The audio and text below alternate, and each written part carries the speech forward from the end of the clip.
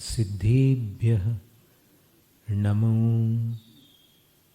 अरिहन्ताणं नमो सिद्धाणं नमो आयर्याणं नमो उवज्झायाणं नमो लोये सव्वसाहूणम् एसो पंचनमो यारो सव्वपावपणासनो मंगलाणं च सव्वेसिं पढमं हवै मंगलं चत्तारि मंगलम् अर्हन्त मंगलं सिद्ध मंगलं साहु मंगलम केवलिपण्णत्तो धम्मो मंगलम चत्तारि लोगुत्तमा अर्हन्त लोगुत्तमा सिद्ध लोगुत्तमा साहु लोगुत्तमा केवलिपण्णत्तो धम्मो लोगुत्तमा चत्तारि शरणं पव्वजामि अर्हन्त शरणं पव्वजामि सिद्ध शरणं पव्वजामि साहु शरणं पव्वजामि केवलिपण्णत्तो धम्मो शरणं पव्वजामि।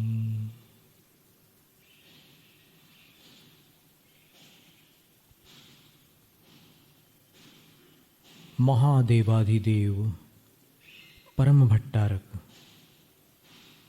अरहंत परमात्मा वर्तमान तीर्थ शासन नायक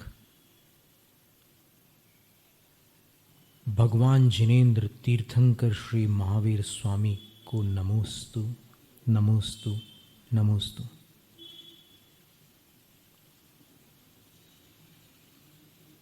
तीन लोक और तीन काल के पांचों परमेष्ठियों को भक्तिपूर्वक नमोस्तु नमोस्तु नमोस्तु। द्वादशांग श्रुत देवता स्वरूपा भगवती जिनवाणी सरस्वती देवी माता को भावपूर्ण वंदन वंदन वंदन।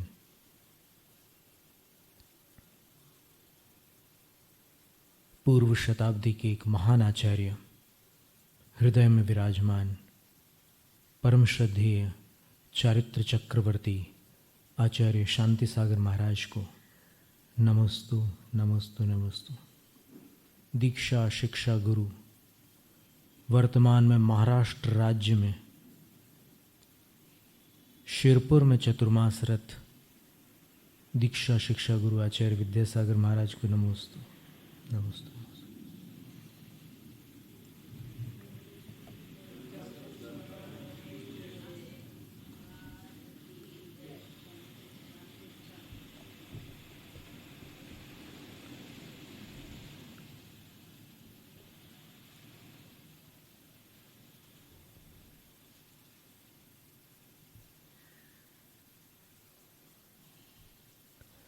संपहि वड्ढमाण तिथ गंथ कत्तारो वुच्यते।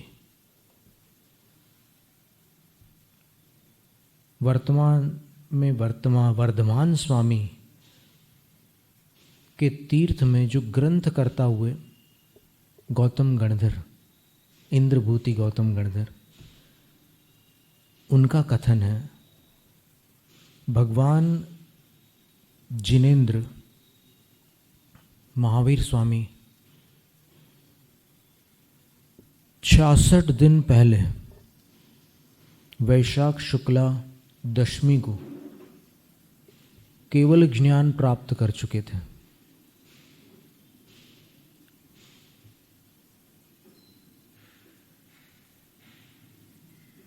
जृंबिका ग्राम के निकट ऋजुकुला नदी के तट पर उन्होंने वैशाख शुक्ला दशमी के दिन केवल ज्ञान प्राप्त कर लिया था। 12.5 वर्ष तपस्या करके उनको केवल ज्ञान प्राप्त हुआ था। लेकिन जैसे शेष तीर्थंकर जो पूर्व के 23 तीर्थंकर थे, उनका उपदेश तत्काल प्रारंभ हो गया था। केवल ज्ञान हुआ, दीक्षा ली किसी ने, गणधर पद प्राप्त किया और उपदेश प्रारंभ हो गया। महावीर स्वामी के साथ ऐसी घटना नहीं हुई। उनके समय ये 66 दिन ऐसे ही निकल गए।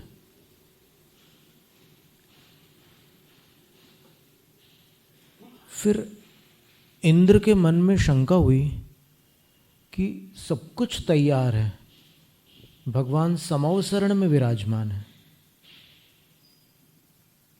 सारा वैभव है, सब कुछ, पूरी सभाएं व्यवस्थित है, पर 8 में से 7 प्रातिहार्य क्यों? दिव्य ध्वनि क्यों नहीं प्रकट हो रही है? तब पता चला कि दिव्य ध्वनि इसलिए प्रकट नहीं हो रही है क्योंकि गणधर नहीं है।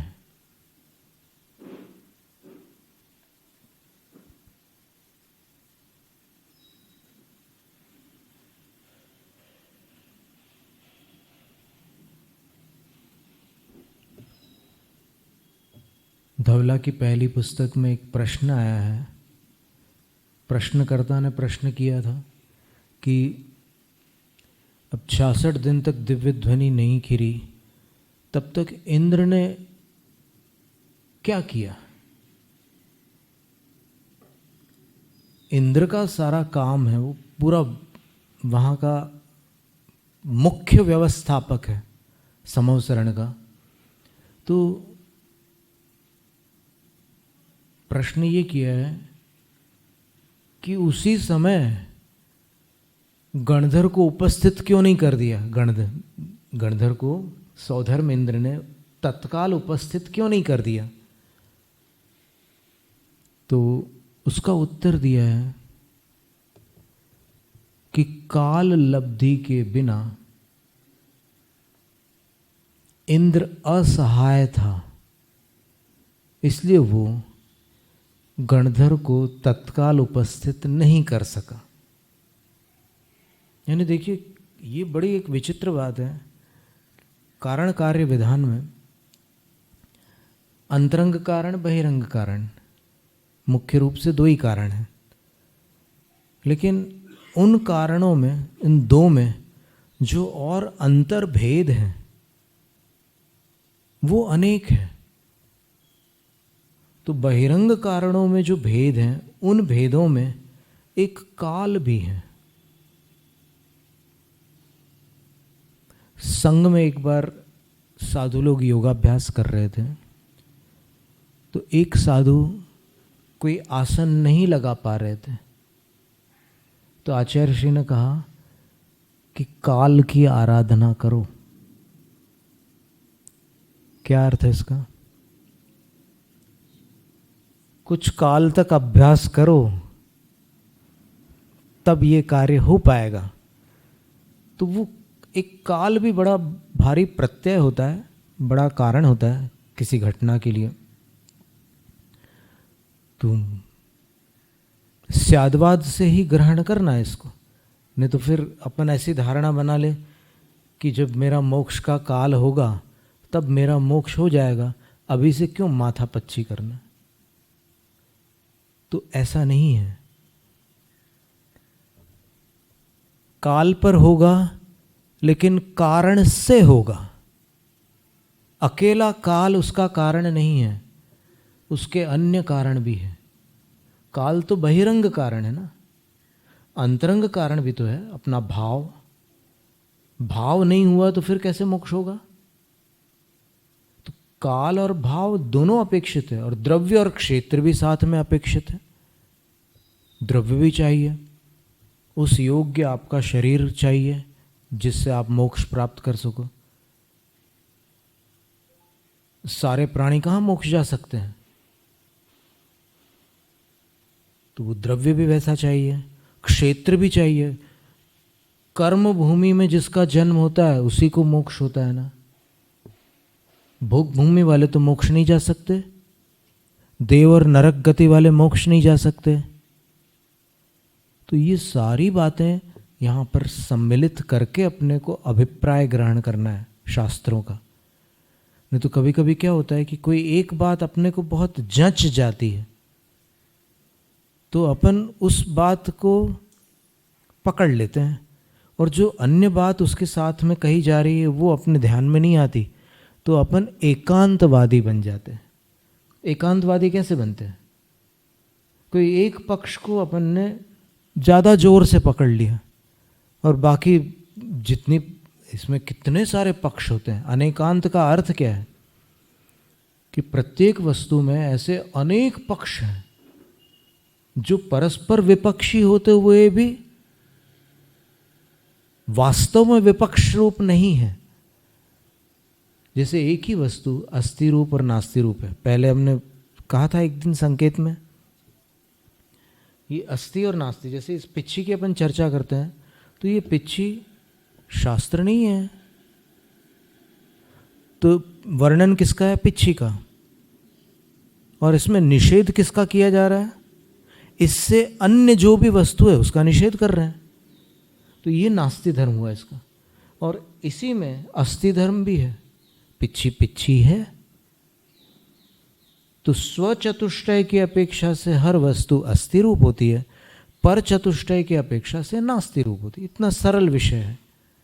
चतुष्टय का अर्थ क्या होता है? द्रव्य, क्षेत्र, काल और भाव, चार के समूह को चतुष्टय कहते हैं। तो जब वो समय आया, वो समय आज का समय था, आज के दिन ही ये घटना घटी थी। इंद्रभूति, वायुभूति और अग्निभूति, ये तीन भाई प्रकांड ब्राह्मण विद्वान थे और तीनों के 500 शिष्य थे। और इनको थोड़ा सा ज्ञान का मद भी था, क्योंकि इन्होंने कईयों को शास्त्रार्थ में जीता था, तो उसके कारण जीतने वाला थोड़ा सा अलग चाल चलता है, मतलब उसकी चाल थोड़ी सी डिफरेंट होती है हारने वाले की तुलना में। तो वो स्थिति इनकी भी थी। तो इंद्र ने अवधि ज्ञान लगाया कि क्या करें, तीनों लोक के नाथ विराजमान हैं, सब व्यवस्था हो चुकी है, बस गणधर की कमी है, इसलिए दिव्य ध्वनि नहीं खिल रही। तो अवधि ज्ञान लगाए कि ऐसा कौन है इस धरती पर जो अंतिम तीर्थंकर का प्रथम गणधर हो सकता है। तो अवधि ज्ञान जब लगाया तो फिर अवधि ज्ञान में ये ब्राह्मण दिखे, और ये ब्राह्मण ऐसे जो जिनको जैनत्व से कुछ भी लेना देना नहीं था। वो अपने षडंग के ज्ञाता थे और अपनी 18 स्मृतियाँ, 18 पुराण और अन्य जो भी वहाँ के ग्रंथ हैं उसमें निष्णात थे। तब इंद्र ने विचार किया कि वहाँ से यहाँ लाना बिना उपाय के संभव नहीं है, क्योंकि इनके अंदर इतना अभिमान है कि ये किसी के पास जाएंगे ही नहीं। ये बोलेंगे कि उनको मेरे पास लाओ, और तीर्थंकर जा नहीं सकते कहीं पर, तो लाना तो उन्हीं को पड़ेगा, लेकिन कोई तरकीब करके। तो तरकीब क्या की उन्होंने?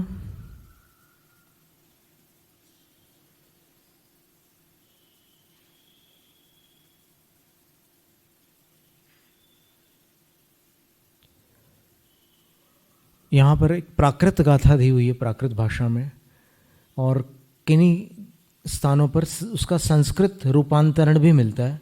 संस्कृत रूपांतरण बहुत से लोगों को कंठस्थ भी होगा, कई लोग तत्वार्थ सूत्र पाठ के साथ उसका भी पाठ करते हैं प्रारंभ में।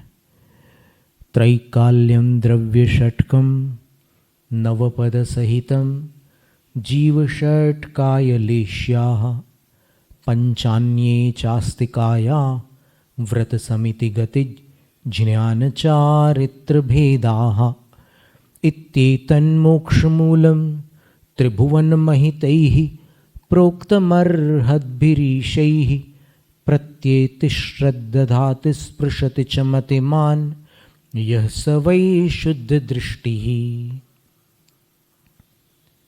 वही जीव सम्यक दृष्टि होता है, शुद्ध दृष्टि होता है, जो अर्हद्भिः ईशैः प्रोक्तम,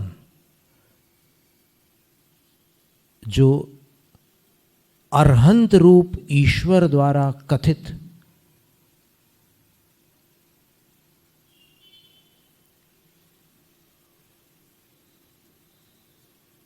तीन कालों पर, 6 द्रव्यों पर, 9 पदार्थों पर, 6 प्रकार के जीवों पर, 5 स्थावर और 1 तरस, 6 लेश्याओं पर, कृष्ण नील कापोत पीत पद्म शुक्ल,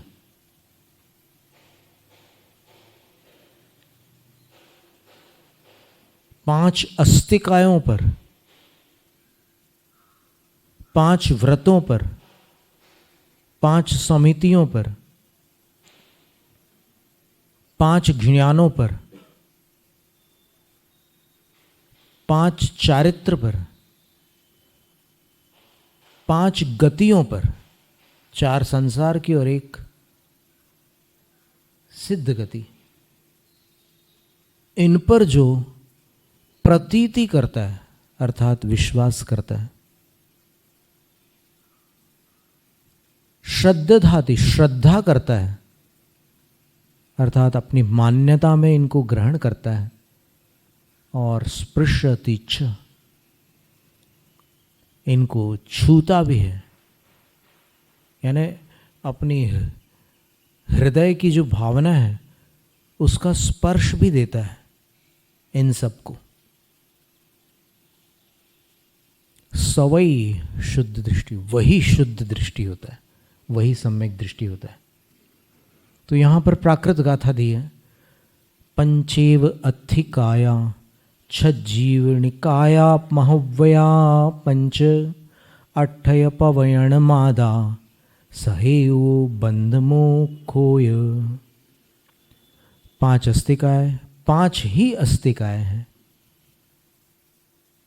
जीव, पुद्गल, धर्म, अधर्म और आकाश, ये 5 ही अस्तिकाएं हैं। छज्जीव निकाया, 6 जीव निकाय है, 6 प्रकार के जीव समूह हैं।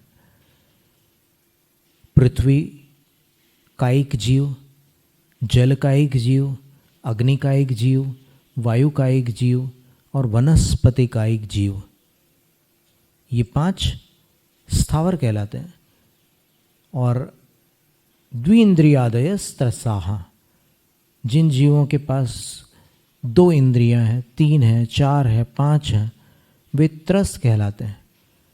तो 5 स्थावर और 1 त्रस, ये 6 प्रकार के जीव निकाय हैं। महव्वया पंच, 5 महाव्रत होते हैं। अहिंसा महाव्रत, सत्य महाव्रत, अचौर्य महाव्रत जिसको अस्तेय महाव्रत भी कहते हैं, ब्रह्मचर्य महाव्रत और अपरिग्रह महाव्रत।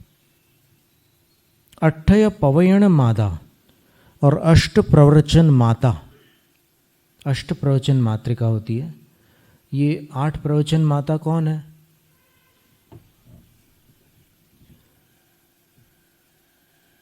तो 5 समिति और 3 गुप्तियां। 5 समितियों में ईर्या समिति, भाषा समिति, ऐषणा समिति, आदान निक्षेपण समिति और उत्सर्ग अथवा प्रतिष्ठापना समिति, ये 5 और 3 गुप्तियां इनमें और जोड़ लें मनोगुप्ति, वाक गुप्ति और काय गुप्ति। तो 5 और 3 ये 8 हो गई। ये प्रवचन माता क्यों कहलाती है? क्योंकि ये माँ के समान हितकारिणी होती है। प्रवृत्ति करो तो समितियों से, निवृत्ति में जाओ तो गुप्तियों से। प्रवृत्ति और निवृत्ति के सिवाय और क्या होता है संसार में? संसार में या तो प्रवृत्ति होती है या फिर निवृत्ति होती है। निवृत्ति अंतर्मुखी होने पर, ध्यानस्थ होने पर होती है। प्रवृत्ति करने पर होती है। तो कह रहे हैं कि समिति पूर्वक प्रवृत्ति करना और गुप्ति पूर्वक निवृत्ति करना, ये अष्ट प्रवचन मात्रिका है। सहेवो बंध मोक्षोय, बंध सकारण होता है, बिना कारण बंध नहीं होता। एक उदाहरण दिया जाता है, दीवार में बहुत लोग हाथ लगा करके चलते हैं, एकदम सूखी साफ सुथरी दीवार है, उसमें कई लोग हाथ लगाते हैं, लेकिन जिसके हाथ में कोई मैल नहीं है, कोई चिकनाई नहीं है, तो उसके हाथ के निशान नहीं पड़ते। और थोड़े ऑयली हाथ हों और थोड़े से धूल वाले हों, वो हाथ लग जाए, अथवा वो दीवार में थोड़ा सा चिकनाहट हो, तो उस पर कुछ भी, कितने सारे फिंगरप्रिंट्स और क्या क्या आपको देखने मिलेंगे।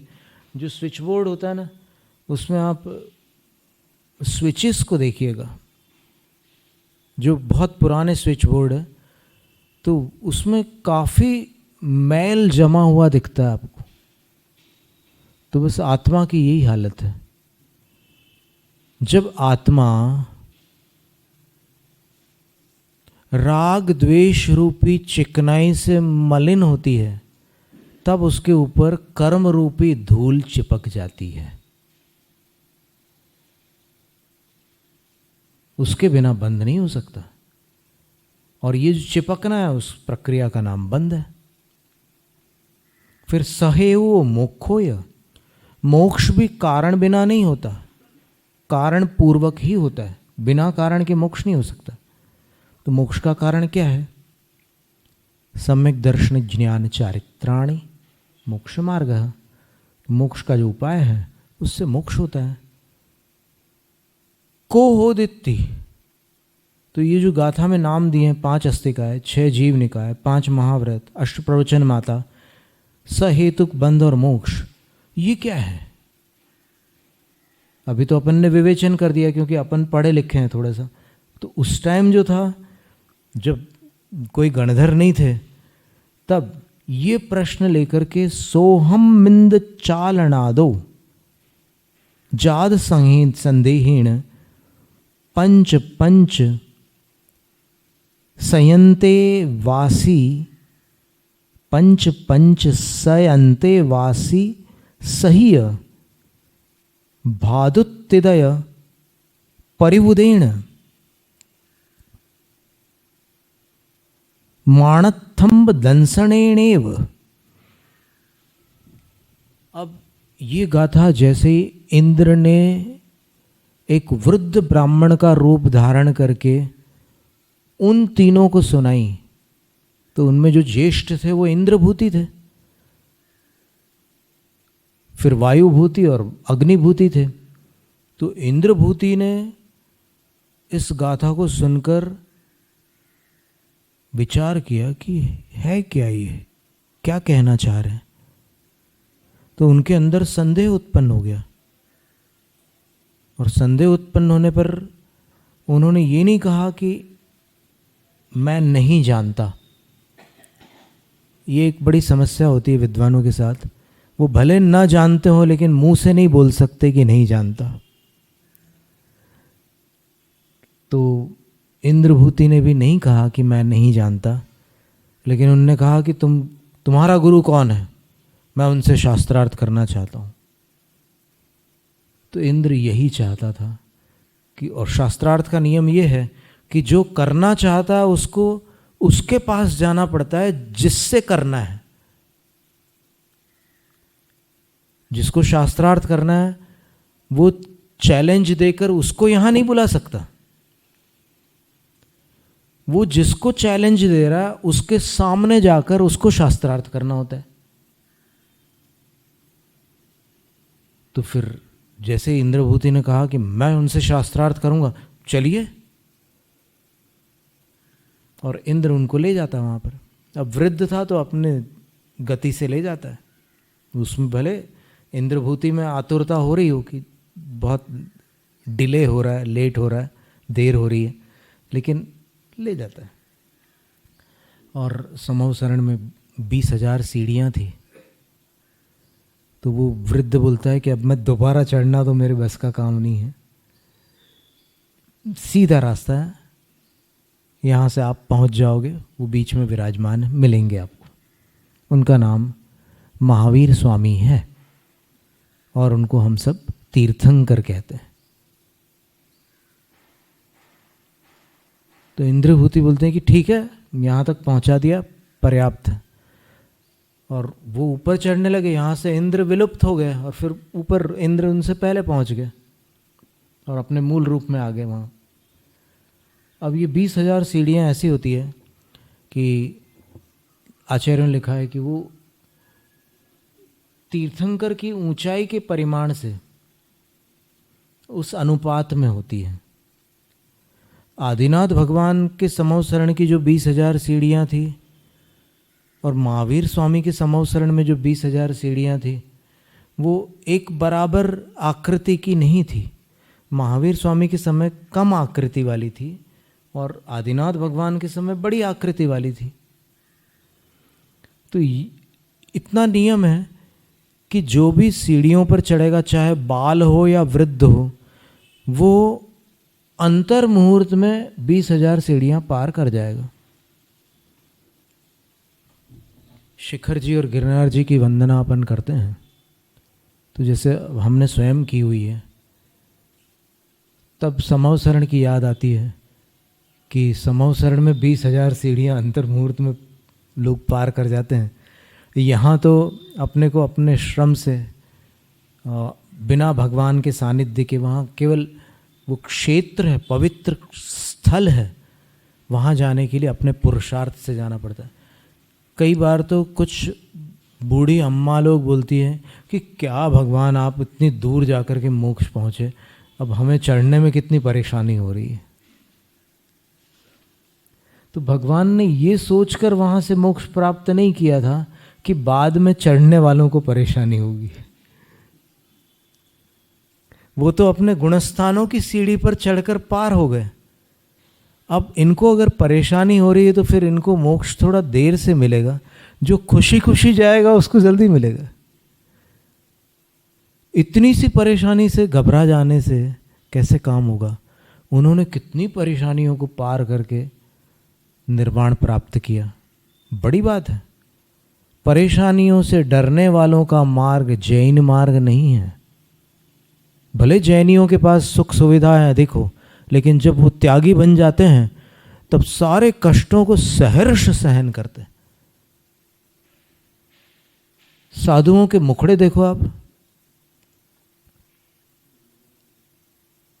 एक अकारण आनंद उनके मुखमंडल पर छाया रहता है। हमसे एक बार एक बच्ची ने पूछा कि महाराज आप मुस्कुराते क्यों रहते हो हमेशा,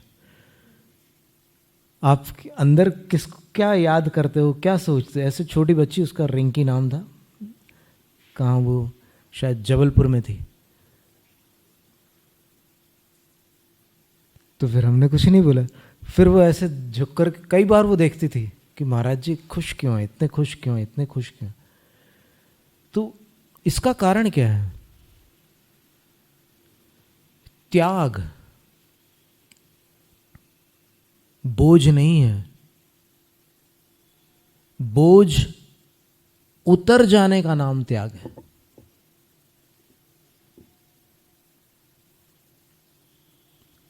जो त्यागी नहीं है उनके लिए त्याग बोझ है, क्योंकि वो जब कभी दो चार चीजें छोड़ते हैं, जैसे मान लो किसी ने नमक छोड़ा, तो कैसा लगता है? एकदम जैसे विहार के बाद, साधु के विहार के बाद चौमासे के स्थल पर जैसा सन्नाटा लगता है ना, वैसे ही नमक छोड़ने के बाद थाली में सन्नाटा लगता है भोजन करने वाले को। तो वो स्थिति ना हो, त्याग में आनंद हो। सच्चा त्याग वो है जो आनंद प्रदान करता है। बिना आनंद का त्याग त्याग नहीं है, यानी वो अभाव है। त्याग में अभाव नहीं होता, त्याग में उसको खुशी से छोड़ते हैं और खुशी को अंदर बनाए रखते हैं। ऐसा नहीं कि उसकी पूर्ति के लिए आपने जिस दिन शक्कर छोड़ी है, मिष्ट रस का त्याग किया है, उस दिन आप तमाम मीठी चीज़ों को इकट्ठा करो जो शक्कर से अलग है। खजूर, खारक, मुनक्का, किशमिश, काले मुनक्का। देखो उस दिन उसकी वैरायटीज़ भी आएगी भाई, इसकी अलग अलग स्पीशीज़ भी लेंगे आप। ऐसी सारी चीज़ों को इकट्ठा करो और मान लो आपने शक्कर का त्याग किया, गुड़ का नहीं किया, तो उस दिन स्पेशली गुड़ रहेगा।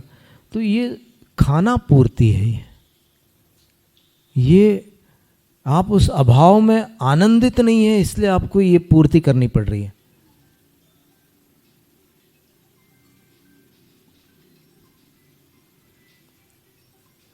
तो जब वो चढ़ने लगे तो चढ़ते चढ़ते समावसरण में जो 8 भूमियाँ होती है, मानस स्तंभ के पास पहुँचे तो यहाँ लिखा है माणथंब दंसणीणेव नठठ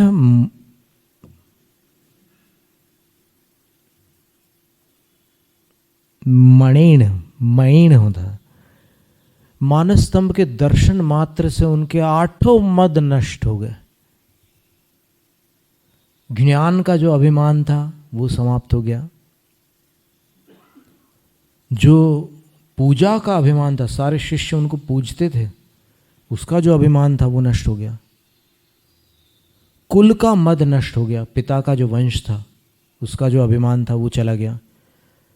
माँ के वंश का अभिमान, जाति का मद भी वहीं नष्ट हो गया। बल, ऐश्वर्य, तप और सुंदरता, इनके मद भी मानस स्तंभ के दर्शन मात्र से समाप्त हो गए। मद चला गया। देखो क्या प्रक्रिया है ये। साक्षात भगवान के दर्शन प्राप्त करने से पूर्व ये पद्धति अपेक्षित है। इसके बिना भगवान के दर्शन नहीं मिलते। वड्डमाण विसोहिणा वड्डमाण जिनिंद दंसणी वर्णट्ठासंखेज भव अज्य गुरुवकम्मेण।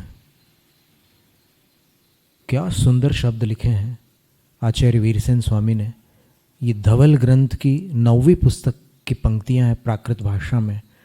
इसमें आचार्य कहते हैं कि बढ़ती हुई विशुद्धि के साथ जब वो भगवान के सानिध्य में पहुंच गए, 20,000 सीढ़ियां पार हो गई, सभा भूमि आ गई, और वहाँ जब पहुँचे तो मध्य में गंधकुटी के बीच सिंहासन पर विराजमान तीर्थंकर भगवान महावीर स्वामी को देखकर विनट्टासंख्यज भवज्य गुरुवकम्मेण, असंख्यात भरों में जो पाप इकट्ठा किया था उसको वर्धमान स्वामी के दर्शन से क्षण मात्र में नष्ट कर दिया। क्या बात है। यहां तो अपन इस काल में जीवन भर परिश्रम करके भी उतने कर्मों का नाश नहीं कर सकते जो साक्षात जिनेंद्र के दर्शन से क्षण मात्र में नष्ट हो जाते हैं। कितनी पवित्र आत्मा होगी तीर्थंकर भगवान की कि जिनको देखने मात्र से असंख्यज भवज्य असंख्यात भवों में अर्जित गुरुव कम्मिण भारी कर्म से वो मुक्त हो गए। और फिर जिनेन्द्रस्य तिपदाहिणम करिय, जिनेन्द्र की 3 परिक्रमा लगाकर पंचमुठ्ठीये वंदीय, पंचांग वंदना करके, दोनों पैर, दोनों हाथ और मस्तक, इनसे वंदना करके, हीण जिणम झाय, हृदय में उनका ध्यान करके, पडिवन्न संयमेण, संयम को प्राप्त करके। आज प्रातः एक विद्वान ने हमसे प्रश्न किया कि आप प्रमाण सहित इस प्रश्न का उत्तर दें कि भगवान की दिव्य ध्वनि इंद्रभूति गौतम के आने पर खिरी थी अथवा आकर संयम धारण करने के उपरांत खिरी थी। तो इसका उत्तर आप ध्यान से सुनेंगे तो इसमें मिल जाएगा। यहाँ क्या कह रहे हैं कि पंचांग नमस्कार करके, येण जिणम झाई, हृदय में जिनेन्द्र का ध्यान करके, पडिवन्न संयमेण, संयम को प्राप्त होकर, विसोहि बलेण, विशुद्धि के बल से, विशुद्धि किसे कहते हैं? आत्मा के उस भाव को विशुद्धि कहते हैं जो साता आदि पुण्य प्रकृतियों के संचय में हेतु बनते हैं। जो भाव पुण्य संचय में हेतु बनते हैं उनको विशुद्धि कहते हैं, और जो पाप संचय में हेतु बनते हैं उनको संक्लेश कहते हैं। संक्लेश अलग वस्तु और क्लेश अलग वस्तु है। क्लेश का अर्थ होता है पीड़ा और संक्लेश का अर्थ होता है तीव्र कषाय। विशुद्धि में कषाय मंद होती है। अनंत गुणी विशुद्धि बढ़ती है तो असंख्यात गुणी निर्जरा होती कर्मों की। ये जैन सिद्धांत के अकाट्य त्रैकालिक नियम है।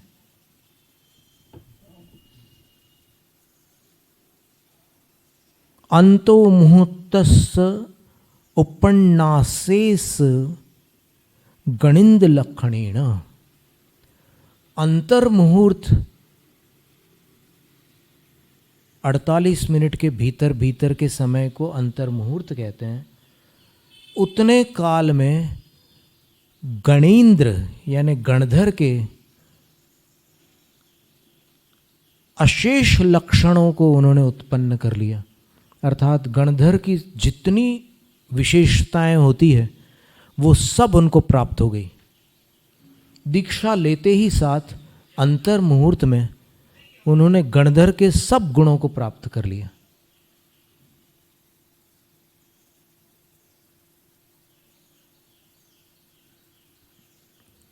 ओलद्ध जिण वैणवी नग्गय बीय पदेन गोदम गोतेण बम्मणेन इंदभूदिना। जिनेन्द्र भगवान के वचनों को, अब देखिए जैसे ही वो गणधर के संपूर्ण लक्षणों से संपन्न हुए तब जिनेन्द्र भगवान की दिव्य ध्वनि प्रकट हुई और तब ओलद्ध जिण वैणवी, जिनेन्द्र भगवान की वाणी को उन्होंने उपलब्ध किया, प्राप्त किया।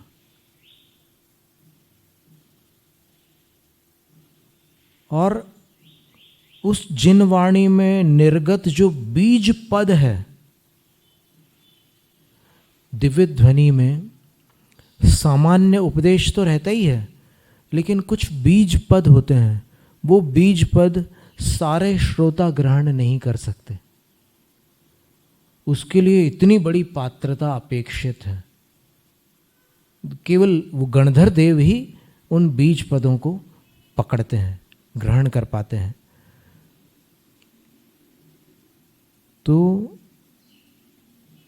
उनका नाम लिखा। गौतम गोत्र वाले ब्राह्मण इंद्रभूति ने आयार, सूदयड, ठाण, समवाय, विहाय पण्णत्ति, नाह धम्म कहो वासय झैणम नंतर दस अणुत्तरोवादि ये दस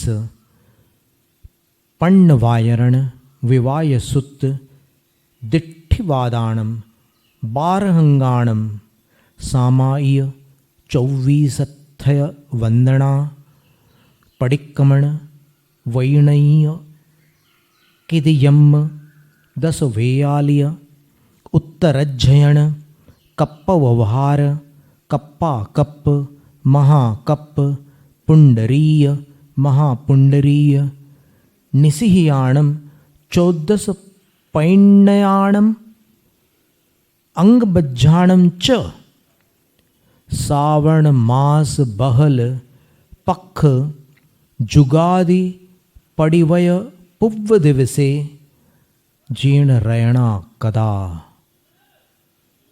आपको कुछ समझ में आया? ये जो अभी हमने पढ़ा थोड़ा थोड़ा ऐसा लगा कि कुछ शब्द परिचित हैं इसमें। ये 12 अंगों के नाम थे और 14 अंग बाह्य श्रुत के भी नाम थे इसमें। तो 12 और 14 ये 26 हो गए। इनकी रचना गौतम गणधर ने की। तेण इंद भूदिणा भड़ारो वड्डमाण जिन्न तिथ गंध कत्तारो। इससे इतनी रचना करने के कारण भगवान तीर्थंकर तो अर्थ करता थे,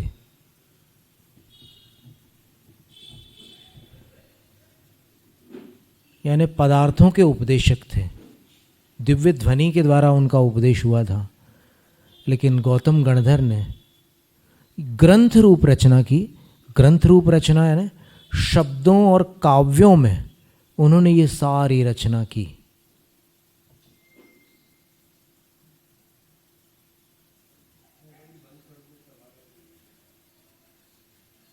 तो चूंकि आज भगवान महावीर स्वामी का प्रथम उपदेश हुआ था, इसलिए आज की तिथि को वीर शासन जयंती कहते हैं। क्योंकि वीर यानी जिनेंद्र भगवान महावीर स्वामी, उनका शासन यानी धर्म शासन, और उसकी जयंती, जयंती का अर्थ होता है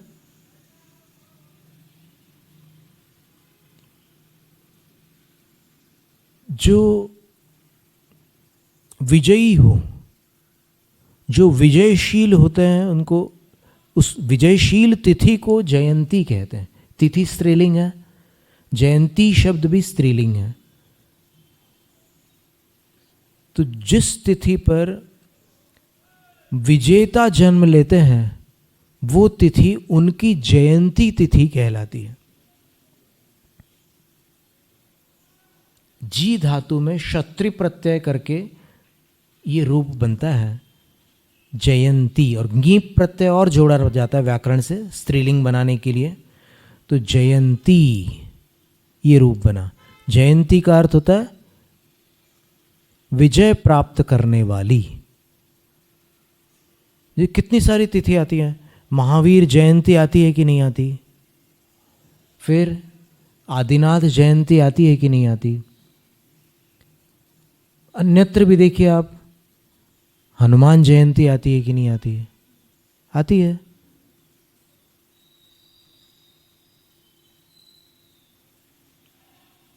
कई जयंतियां होती, गांधी जयंती, शास्त्री जयंती। ये जयंती उन तिथियों को कहा जाता है जो विजेताओं को जन्म देने वाली तिथियां थी। तो वीर शासन जयंती का अर्थ है कि भगवान के धर्म तीर्थ की जिस दिन उत्पत्ति हुई थी उस तिथि की संज्ञा ये वीर शासन जयंती है।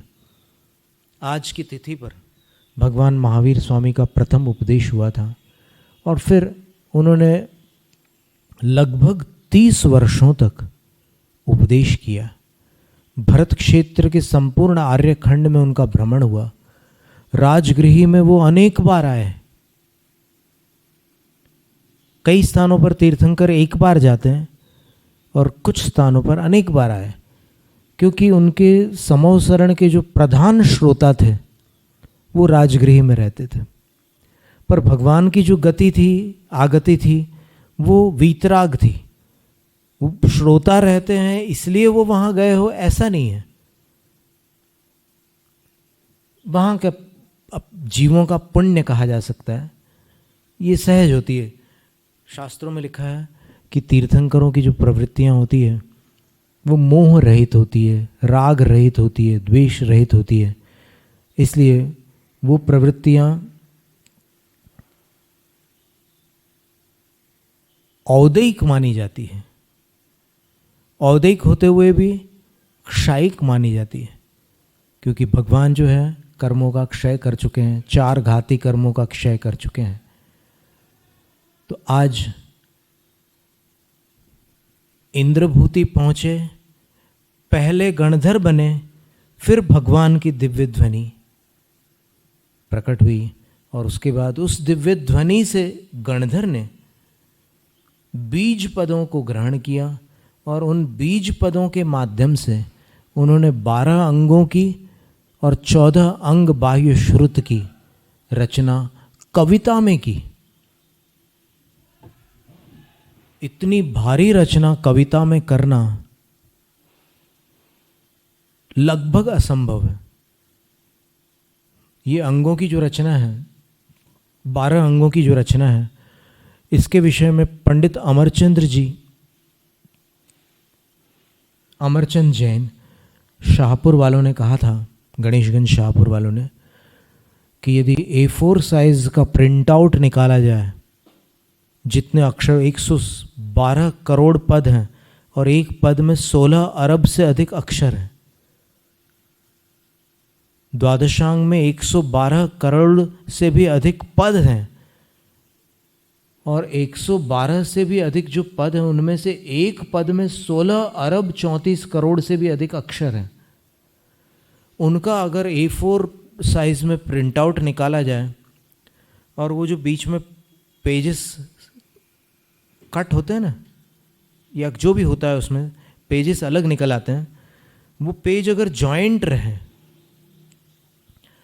और वो निकलता चला जाए प्रिंट आउट, तो अभी ये जो अपने रास्ते हैं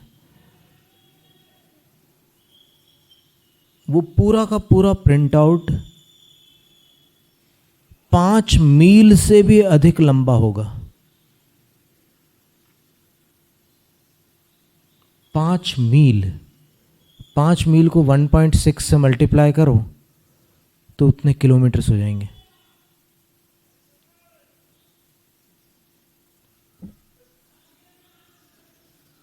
कितने हुए? ऑलमोस्ट 8 किलोमीटर होगा। तो 8 किलोमीटर लंबे पेज पर द्वादशांग जिनवाणी आ सकती है। और आप सोचो कि 8 किलोमीटर लंबा पेज जो है उसको अगर अपन बुक्स बना करके अलमारियों में, लाइब्रेरीज में रखना चाहेंगे तो कितनी बुक्स बन जाएंगी, ये ढूंढना पड़ेगा। आप कैलकुलेट कर सकते हैं, निकाल सकते हैं, पर साइज़ उसकी वो रखना है A4। पर आज काल इतना व्यतीत हो गया कि वो सारा का सारा ज्ञान आज उपलब्ध नहीं है। जो भी उपलब्ध है वो अपने को मिला है और उसमें से भी अपन कितना ग्रहण कर पाए हैं वो अपन जानते हैं कि अपन उसका भी एक अंश ग्रहण कर पाए। आचार्य नेमिचंद सिद्धांत चक्रवर्ती ने गोमटसार ग्रंथ में एक गाथा लिखी है, पण्णवणिज्जा भावा अनंत भागोदु अणभिलप्पाणम पण्णवणिज्जाणम पुनः अनंत भागो सुदनिबद्धो। महत्व की गाथा है।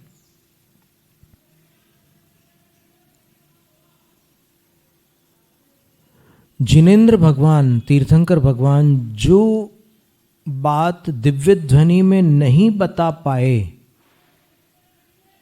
क्यों नहीं बता पाए? क्योंकि वचनों की एक मर्यादा है, एक सीमा है। वचनों में सब कुछ नहीं आ सकता। हम आपको एक उदाहरण दें कि वचनों में सब कुछ नहीं आ सकता। आप वचनों में ये बता सकते हैं कि पपीते के स्वाद में और आम के स्वाद में क्या अंतर है?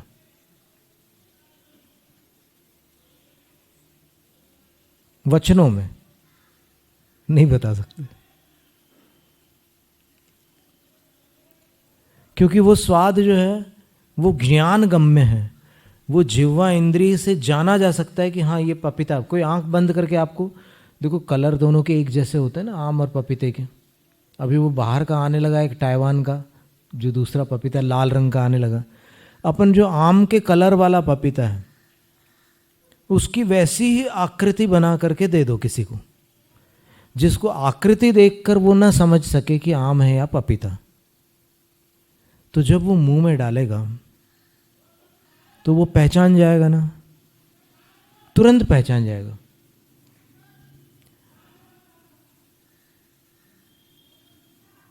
हम लोग जब छोटे बच्चे थे तब एक हमारे अंकल थे, शांतिलाल शाह, वो श्वेतांबर थे। तो उनके यहाँ क्या करते थे, वो जो आंटी थी वो पपीते में थोड़ा सा नींबू निचोड़ देती थी और उसमें फिर शक्कर मिला देती थी। तो उसको जब खाते थे तो आम जैसा टेस्ट आता था। ये इंसान का दिमाग बड़ा विचित्र है, कई चीज़ें खोज निकालता है। तो वो जो टेस्ट है, जब अपन उसका वर्णन नहीं कर सकते शब्दों में, तो फिर जिनेंद्र भगवान ने केवल ज्ञान में जो अनंत विषय को जाना है वो अनंत संख्यात शब्दों में कैसे आ सकता है? केवल ज्ञान का विषय अनंत है और शब्द कितने हैं? संख्यात। शब्द असंख्यात नहीं होते। तो अनंत का समावेश संख्यात में असंभव है। इसलिए केवली भगवान ने जो जाना उसका अनंतवा भाग उन्होंने कहा, और केवली भगवान ने जो कहा उसका अनंतवा भाग गणधर महाराज ने काव्यबद्ध किया,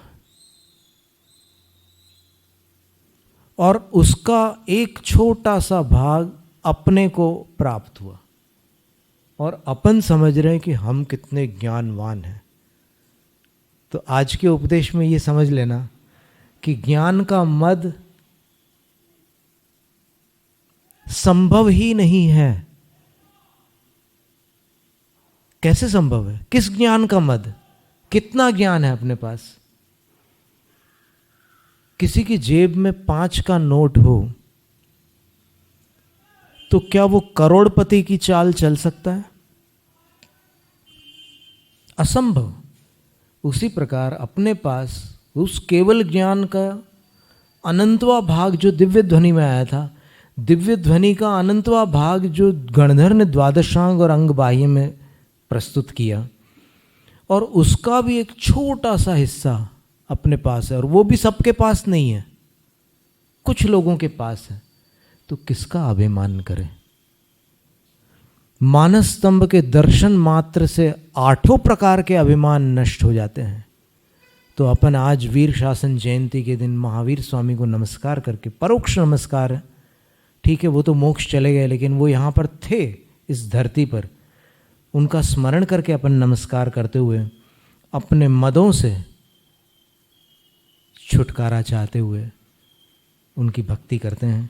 हे प्रभु, आप तो जो करना था कर चुके, हमने आलस कर दी। उस समय कर लेते तो हम भी पार लग जाते, लेकिन हमने देर कर दी। तो अब इस काल में, कलिकाल में, आप हमें शक्ति दो कि हम भी अभिमान से मुक्त हैं। बाकी चीज़ें जो हैं उनसे हम अपनी कोशिश जारी रखेंगे, लेकिन अभिमान से सर्वप्रथम हम मुक्त हो जाएं। बस इतनी ही प्रार्थना है। जैनम जयतु शासनम।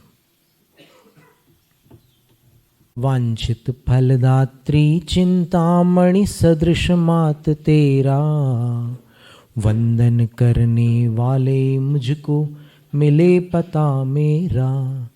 बोधि समाधि विशुद्ध भावना आत्म सिद्धि मुझको मिले, और मैं पा जाऊँ माँ मोक्ष महासुख को।